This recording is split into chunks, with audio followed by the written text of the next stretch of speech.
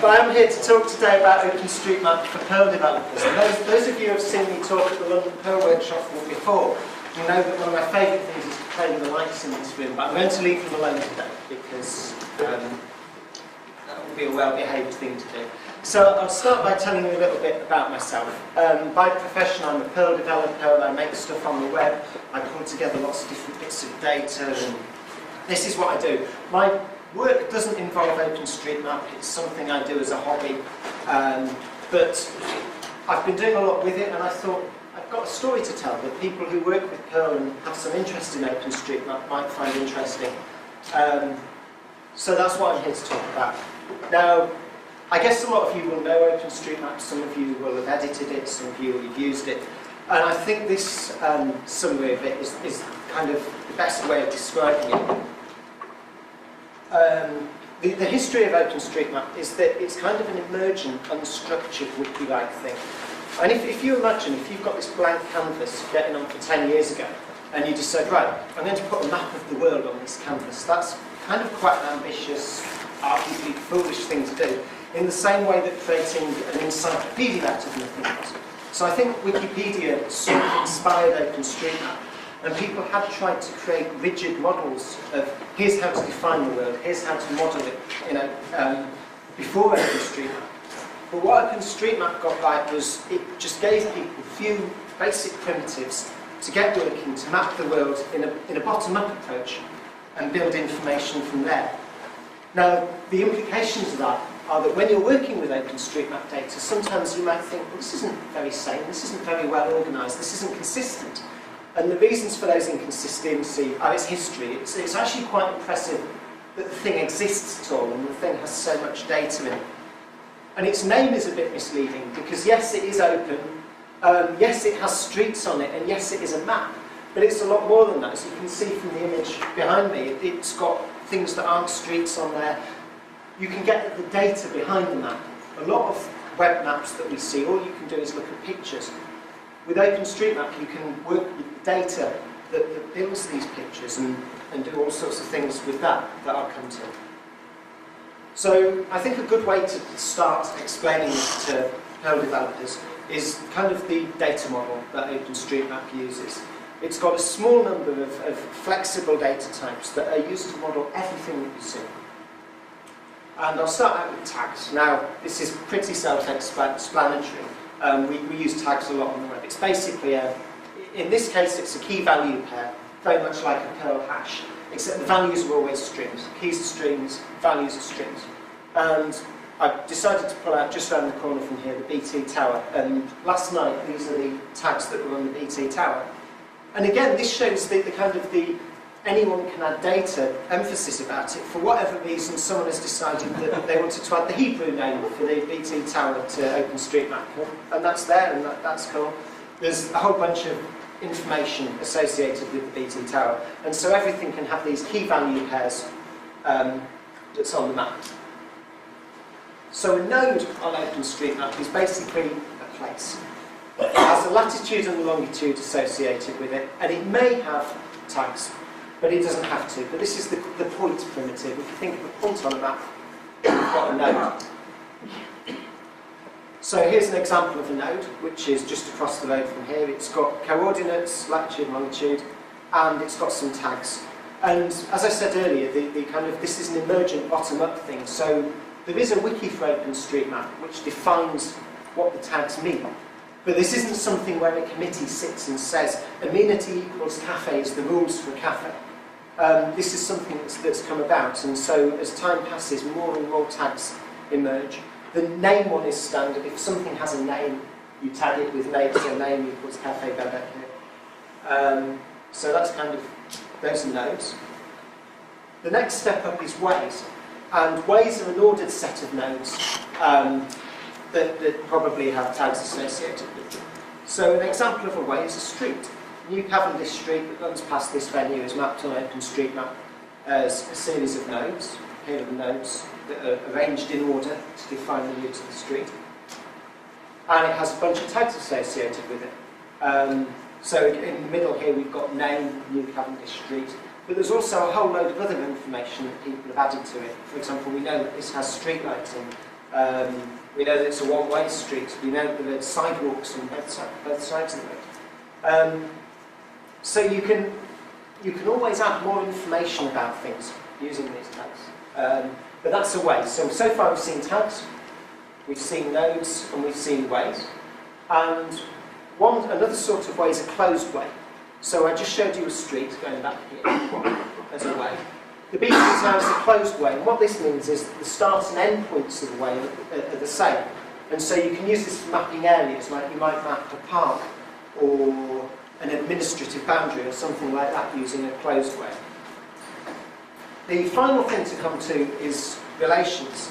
And relations are an ordered set of nodes and ways that have tags. And relations are probably the most abstract of the basic OpenStreetMap types. And I think for computer programmers, relations aren't too difficult to understand. For example, you might have some buildings on a street, and all these buildings share the same street address. So you'll set up a relation for those buildings and say, the street address for these buildings is this.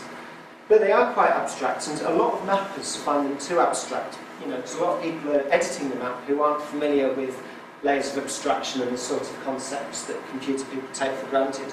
So often people avoid using relations for this reason. They are kind of the most esoteric of the types.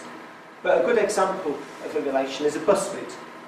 If you think of a way being a way being a street, a bus might go along a street, then another street, then turn around. So you can build up a bus route. This is the X26, which is the longest bus route in London. And again, it has a load of members. Here we can only see ways, but remember there could be nodes in this relation. And it has some tags associated with it as well. So we've got here really, basically, if you were to sit down and say how are we going to model the world, you'd probably say, well, this is far too crude, this is far too simplistic.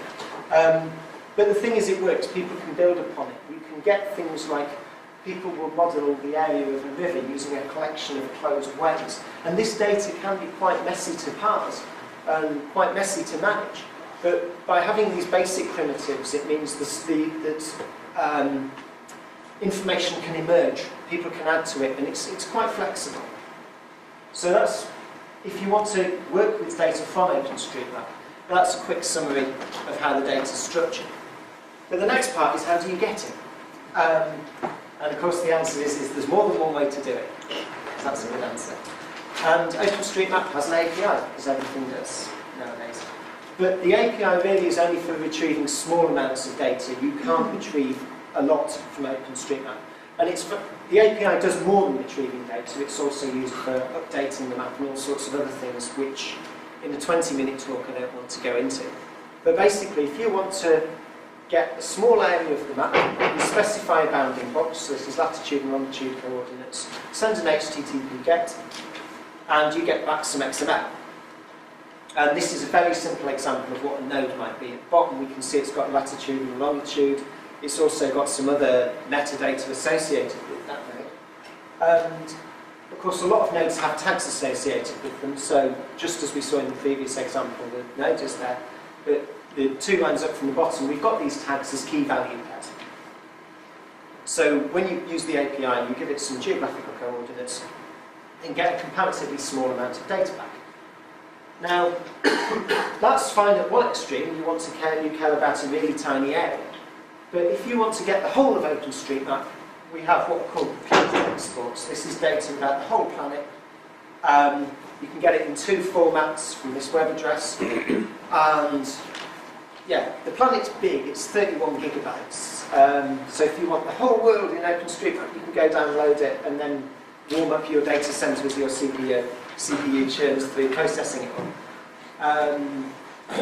You can process these planet exports using various approaches. There are 2 modules on CPAN, the top 2 specifically for this. but for the reasons in parentheses, I'm not particularly fond of them. I've written some code for myself using XML with XML Reader, which is a good streaming way of processing XML. Obviously, with 31 gigabytes of XML, you want to process it streaming. You don't want to load into 31 gigabytes of RAM plus whatever and any machine. So streaming is important. There's also a whole load of tools written in C, C++ that you can find from the OpenStreetMap wiki that are really good for processing these planet exports. So you probably don't want a tiny area of the world, you probably don't want the whole world. You might want an extract from OpenStreetMap. And there are various third-party services that take bits of the data set. The geographic one at the top there is what I've always used. And you can get a continent, so you could get data for Europe, country data for the United Kingdom or England or Scotland, or a region, you could get the data for Greater London. So you can get the part of the map that you happen to care about. And you can use the same approaches processing the XML that I described earlier. I've not tried using the protocol buffers stuff. I gather that protocol buffers it's a really nice fast format, but I've just always processed the XML because, yeah, this is a hobby for me. Also, if you are getting hold of OpenStreetMap data, one of our sponsors, in fact the sponsor of this room, Astoria, locally their parent company have a product called OpenPage Data, which I gather does this, and I think we've got, do you want to stick your hands up? We've got some local employees in the front row, so if you commercially want to get hold of OpenStreetMap data and do neat processing stuff, they know how to do it. Talk to them. So those are, basically we've got the data model, and I've described how you can go and fetch the data. There are various services, third-party services, that are kind of part of OpenStreetMap that do stuff. Now, all of these services are things that run on the internet, so you can go use them as they are. But also you can run them on your own hardware. So these are things where you can go download the project, run it for yourself, pull in the data. All these three things I'm about to talk about provide their own OpenStreetMap data processing facilities. So it's nice to get started with the third-party ones, but a lot of these have rate limiting, or you might find yourself using them a lot, and that's probably the point in time when you want to download your own copy and stop eating up the internet all the time. But it's nice that there are people out there who run these things for you to go and query and do stuff with. So I'm going to start with the tile survey. So what's a tile? Well, all I say web mapping? Can anyone say web? All web mapping products nowadays use the approach of tiles. They have a big map of the world that's broken up into small chunks. And as you're scrolling around the map, what you're really doing is you're scrolling around a small set of graphical tiles that I've emphasised here by splitting up the 4 tiles for this area. And all the tiles are rendered at different zoom levels. So as you do zoom in, you're going into a close layer further out.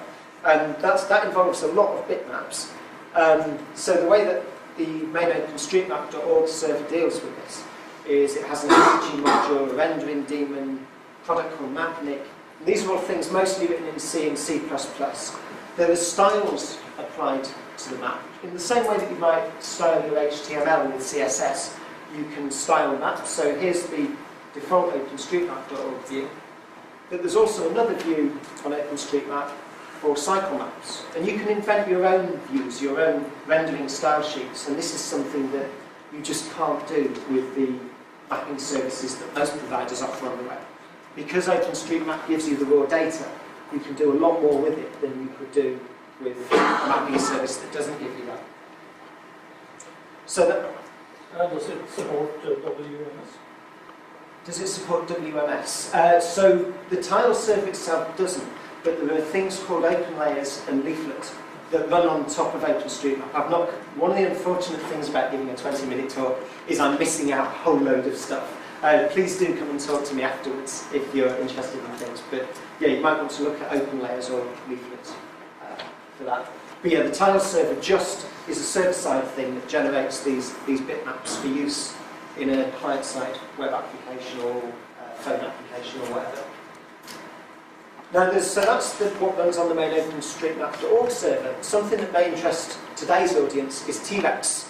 And the reason for T-Rex is it's an alternative to part of the main tile server, but it's written in Perl.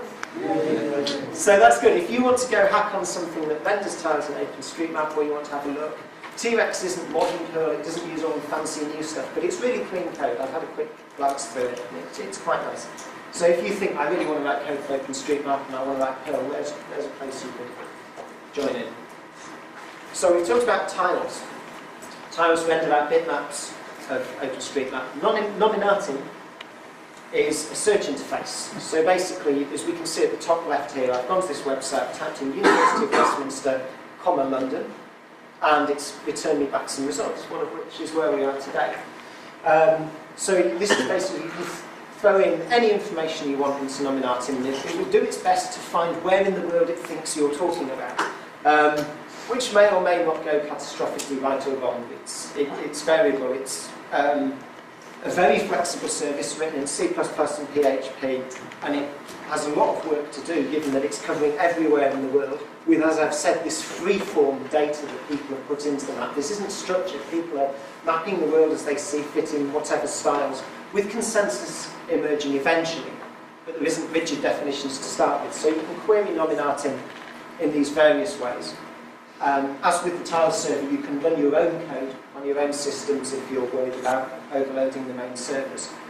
The reverse geocoding that I mentioned at the bottom here, whereby you give it just a latitude-longitude pair, and it tells you where it thinks it is I found that a bit ropey, because people often map localities, so say like suburbs of London, as points. Administrative boundaries are often mapped as areas, but for example, the street I live on is noted as being in the wrong area because it's nearer to one point than another. And again, if people often, when they're creating data, are thinking about rendering for tiles, they're not always thinking about all the various uses that this data can go for, because a lot of non-programmers have trouble with thinking of data like that. You know, the whole, here's the visual implication of this, is how a lot of people think.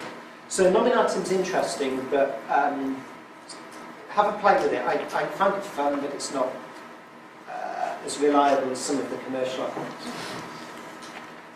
Overpass is basically a system for running queries against an OSM database. So what it does is it takes these planet dumps, reprocesses them into Postgres and PostGIS, which is a tool that is used for lots of OpenStreetMap stuff. And it builds its own, it has its own query language, it has its own search system. It's phenomenally powerful. I'm not going to touch on all the things it does today. But here's a web view of some of the things you can do with it. So on the left-hand side of here, at the very top, you'll see I've said key community, value equals pub. And basically what I'm doing is I'm searching the map on the right for every pub that it can find. Now you can dream up your own queries. You could have every restaurant which has the which is an Italian restaurant. You could have every bus stop which has the word street in it. You can invent whatever queries you want, throw these at Overpass, and it will come back with the data. So just as I showed you the web view for Nominatim, Nominatim can return XML and JSON. Overpass can also return XML and JSON. These services I'm showing you the HTML view because it's easier to look at, but you can call them as web services as well. You can throw HTTP requests at them and get structured data back. So this is something called Overpass Turbo, that is a GUI that wraps Overpass. But basically we can go and look at the map. I can click on an individual hub on this map and see the tags associated with it. But you don't have to use the web front end here. You can call it and get XML or JSON back as well. So these tools are like phenomenally powerful for finding stuff out about the world that we live in. So again, 20-minute talk. These are 3 things that are built on top of OpenStreetMap. If any of you have like 2 weeks to spare, then let's go and find out about all of them and talk about all of them. There's a huge ecosystem of stuff around OpenStreetMap. So I haven't mentioned routing services. If you want to walk from A to B, you'll find that lots of the commercial mapping providers don't have footpaths in them, and they'll tell you to walk along the streets. OpenStreetMap in some areas, in lots of areas, has really good information where people have said there's a footpath here, you can travel on it. So I haven't mentioned routing, where there are good OpenStreetMap routing products. The other kind of pitfall I haven't mentioned is licensing. Yes, like open source software, open data has licensing rules attributed with it. they're fairly lax. You can do all sorts of cool stuff, but check the rules before you go and roll out something like this. I'm not an expert on licensing. I've been using this as a hobby, so I'm not covering licensing because I'm bound to tell you something that's wrong. And there's a lot more to read. So 20 minutes, I'd switch to OSM is a really good kind of advocacy website that tells you what you can do with OpenStreetMap. It'll cover some and more of the things I've mentioned. And OpenStreetMap's wiki is, hey, guess what? It's a wiki about all the stuff that is associated with OpenStreetMap that people have described, added to, what have you. You can go in there and edit that.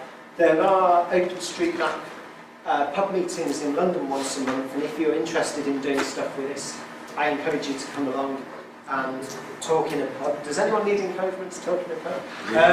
But yeah, that's some idea of what OpenStreetMap is and what it might mean to Perl developers in 20 minutes. Thank you very much for your time.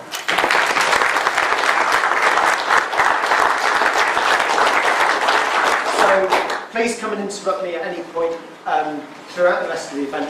We've got a couple of minutes for questions. Well, if anyone wants coffee, rush off now, but if not, here's a question. Given that the standards are a bit loose for how people put data into the map, so taking your pubs example, someone could draw a way that looks like the outline of the building and tag it to say amenity equals pub, or somebody could just drop a node and tag it and say amenity equals pub. Doesn't that make it difficult in your, going back to your example of find all the pubs in a bounding box? So the question is, people could have a closed way and mark that as a pub, or a node marked as a pub, and does this make it difficult to query? I'll jump back a bit to the Overpass slide. And yeah, basically what you can see here, underneath the red circle, there are 3 query XML elements, and here we're querying nodes, ways, and relations.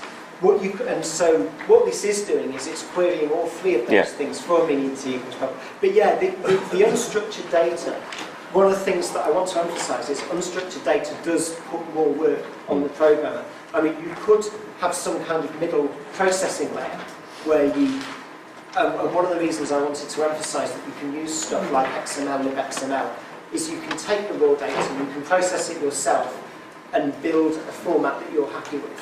And there are lots of existing tools for doing that.